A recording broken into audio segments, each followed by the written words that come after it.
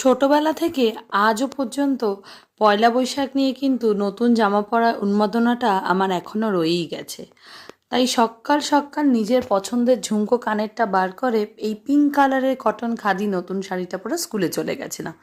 এখনও অবধি সব কাজের মধ্যে মনটা বেশ খুশি খুশি ছিল, কিন্তু বাড়ি ফেরার সময় রিয়েলাইজ করলাম যে স্টাইল মেরে ব্যাগ চেঞ্জ করতে গিয়ে রেগুলার ইউজের ব্যাগটাতেই বাড়ির কিটা ফেলে এসেছি।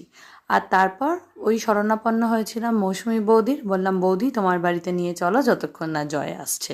তবে ওই দিন কিন্তু বাইরে ডিনারে যাওয়ার কোনো পরিকল্পনাই ছিল না, যদি না অরূপদা ভালো করে জয়কে রাজি করিয়ে নিত যে চলো আজকে বাইরে ডিনার করি, কাজ তো রোজই করবে, আজকের দিনটা তো আর ফিরে আসবে না।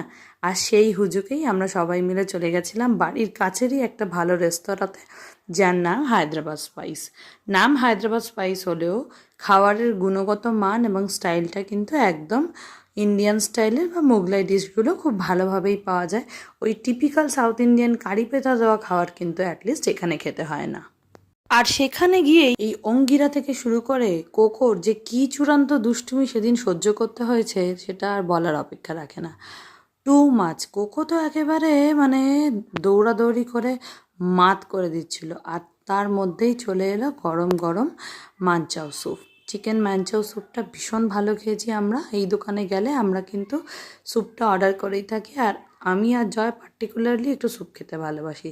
তারপর আমরা অর্ডার করেছিলাম একটা ফুল প্লেট চিকেন তান্দুরি। একদমই ভীষণ সুস্বাদু আর খুবই নরম চিকেন তান্দুরি দিয়েই কিন্তু আমরা নান রুটিগুলো পটাপট খেয়ে নিয়েছিলাম। আর এখানে বাচ্চাদের জন্য একটা চিকেন চিজ ফ্রাইড কিছু একটা আইটেম নেওয়া হয়েছিল, যেটা বাচ্চাদের ক্ষেত্রে ভালো, বাট আমার সেরকম একটা কিছু খাস লাগেনি, বেশ মিষ্টি মিষ্টি। আর তারপর একটু পনিরের গ্রেভি নেওয়া হয়েছিল। যেহেতু রেস্টুরেন্টে খেতে যাওয়াটা একটা সাডেন প্ল্যান ছিল, মানে জয় আগে থেকেই বলে দিয়েছিল যে দেখো টাইম হবে না, রোজকার মতো আজও কিন্তু আমার লেট হয়ে যাবে ফিরতে। তাই আমি কিন্তু সকালবেলা স্কুল যাওয়ার আগে একটুখানি চিংড়ি মাছ দিয়ে এঁচোড়ের তরকারি বানিয়ে রেখেছিলাম, আর আগের দিন ছুটি থাকায় বরকে একটু ভালো মন্দ রান্না করে খাওয়াবো বলে দই বড়া, বিউলির ডাল, আর তার সঙ্গে আরও অনেক কিছু বানিয়েছিলাম। হ্যাঁ, ঝিঙে আলু পোস্ত, তারপর বানিয়েছিলাম হচ্ছে পালং শাকের তরকারি। যদিও পালং শাকের তরকারিটা একটু অন্যরকমভাবে ওই রসুন ফোড়ন দিয়ে বেশি করে কুমড়ো দিয়ে সুন্দর করে করেছিলাম, তার কারণ বাড়িতে বড়ি শেষ হয়ে গেছে, এবার কলকাতায় গেলে বড়ি নিয়ে ফিরতেই হবে। আর হ্যাঁ, ফুলকপি আলুর একদম কষা কষা করে রসা বানিয়েছিলাম। যাই হোক, সাডেন প্ল্যানে চাবি ফেলে গেছিলাম বলেই হয়তো অরূপদার জোরে আর আমার একদম পুলকে ভার করে চলে গেছিলাম একটা ভালো সুন্দর সন্ধ্যা কাটাতে হায়দ্রাবাদ স্পাইসে ডিনার করতে। যাই হোক, এবছরের পয়লা বৈশাখটা কিন্তু